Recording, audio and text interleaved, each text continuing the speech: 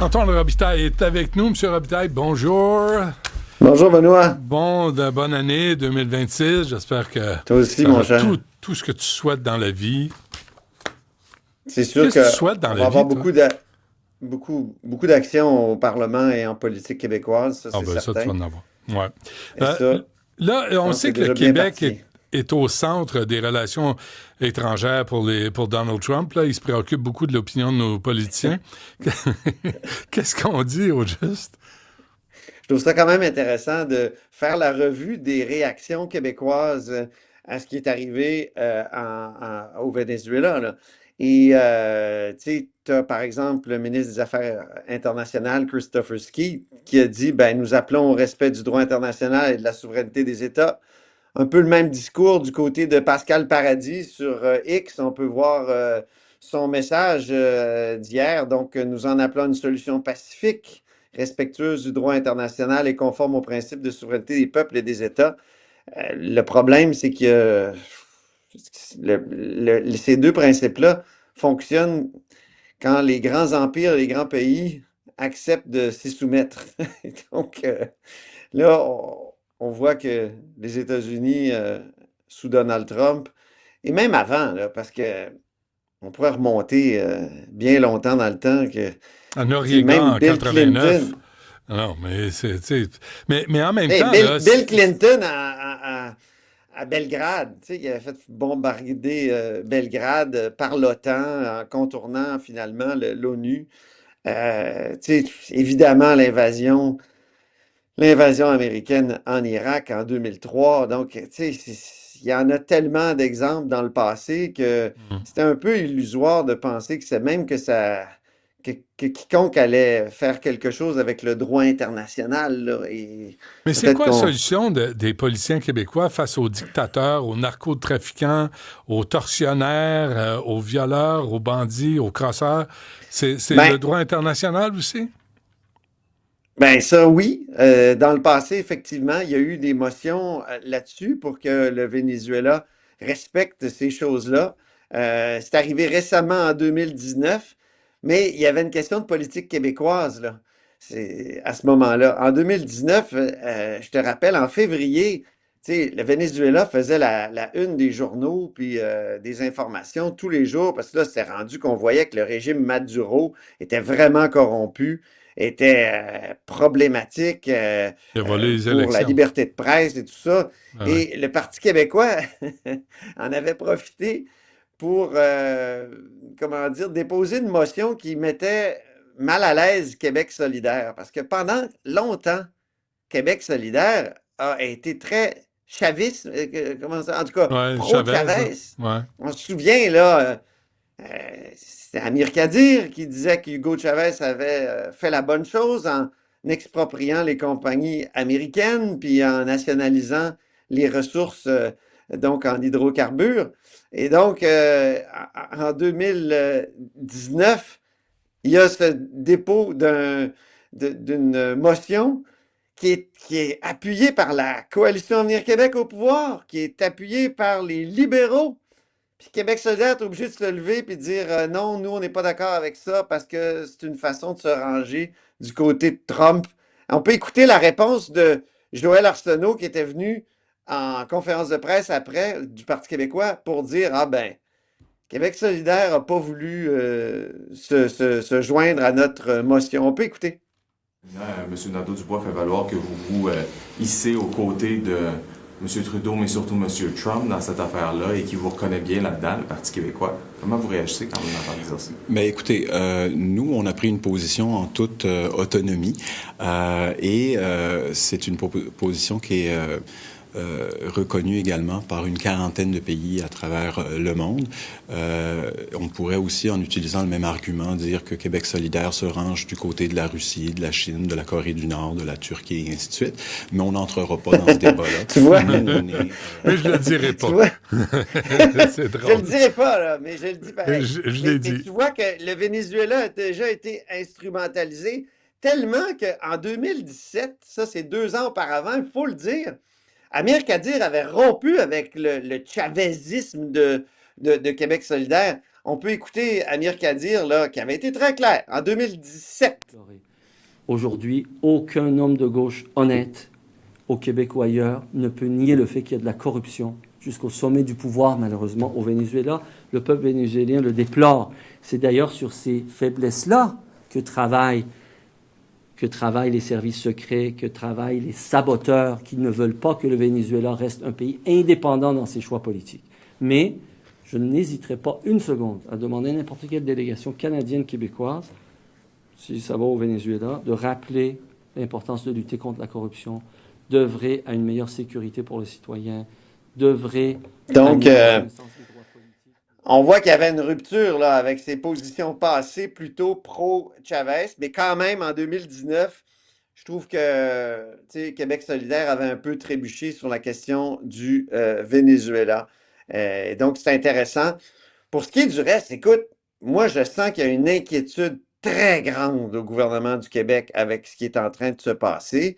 Il y a eu la réaction de Christopher Skeet, mais il y a des gens qui parlent là, qui ne sont pas nécessairement autorisés à être cités, puis qui disent, écoutez, là, ça veut dire, autrement dit, que justement, il n'y a plus de droit international, mais aussi qu'il y a tellement une emprise des États-Unis sur l'hémisphère que, bon, là, ils vont peut-être s'emparer du Groenland, ça semble de plus en plus clair, et chasser toutes les influences étrangères.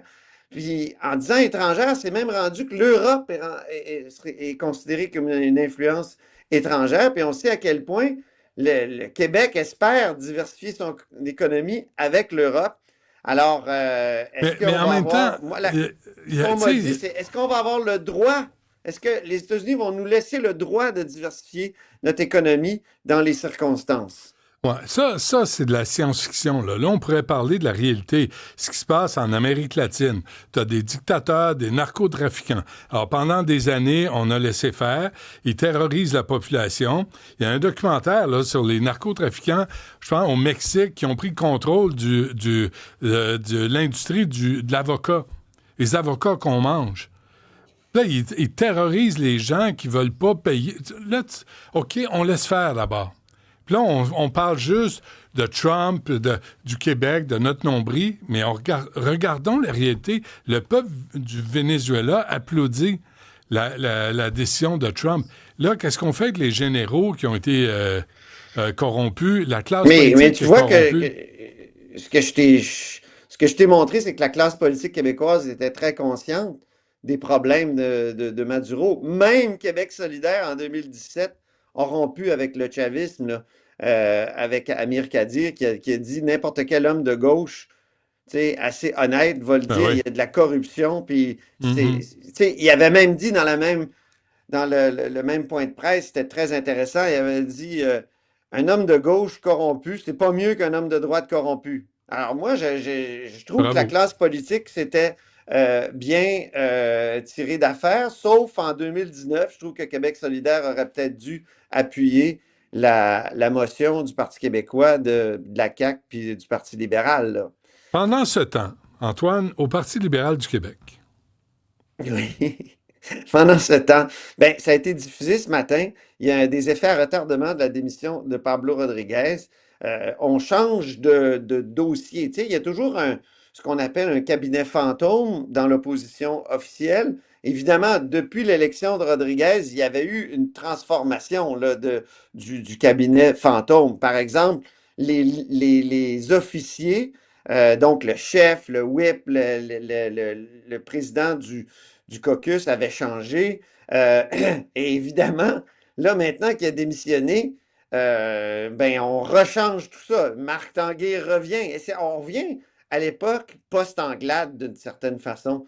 Monsef Déragi a repris sa place de leader parlementaire. Michel Setlacoué, qui était leader, a été tassé. Donc, et elle n'était pas juste leader, elle avait été présidente de la campagne de Rodriguez, puis responsable des finances pour Rodriguez. Donc, c'était important. Je pense que le parti s'en dissocie. André Fortin, qui aura été chef par intérim juste depuis le départ ou le renvoi de Marois Risky le 3 décembre, ben là, il redevient porte-parole en matière de santé. Et il y a des choses qu'on ne regarde pas habituellement, c'est qui est responsable des régions.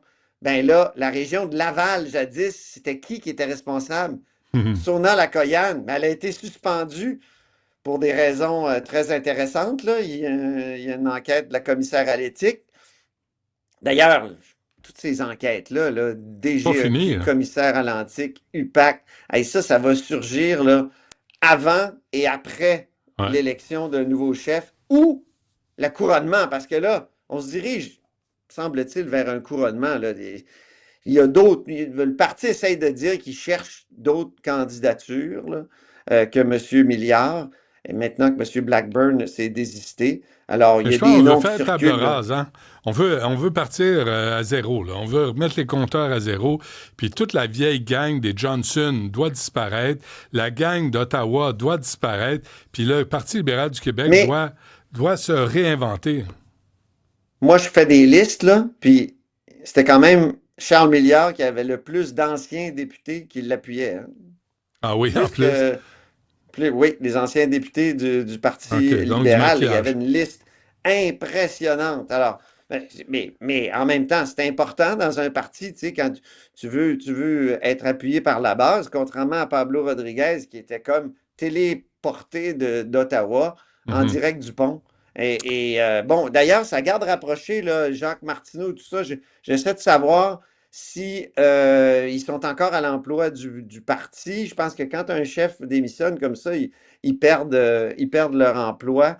Alors, il y a bien des gens, là, il y a tout un brassage là, au Parti libéral actuellement, puis il y a bien des employés qui trouvent que ça fait encore beaucoup de perturbations, peu de Ben oui. stabilité. OK, rapidement, la CAQ, là, tu parles d'autres départs. Vraiment rapidement, Antoine. Ben, c'est parce que Sylvain Lévesque, qui est un député très important quand même de la CAQ, peu connu, mais quand même, il a été élu, lui, en 2012, donc c'est un vieux de la vieille. Lui, il a annoncé peu avant Noël là, qu'il s'en allait. Là, le vrai défi, au-delà de la question, est-ce que Legault reste ou non, c'est avoir des candidats. Pour la CAQ, ça va être très difficile s'ils continuent d'avoir les chiffres qu'ils ont dans les sondages, de garder les gens qui sont là. Donc, parce que là, il y a même, tu sais, des gens comme Simon-Jolin Barrette là, perdraient leur comté. Là. C'est des comtés qui sont tellement Mhm. de tradition péquiste. Alors, est-ce que, qui va dire je reste, peu importe ce qui arrive, Ouais. et qui va Au risque dire de je me perdre. joins à ce parti-là, Mhm, mhm. ça va être difficile. Ouais. Parfait. On se reparle demain. Antoine Robitaille, merci.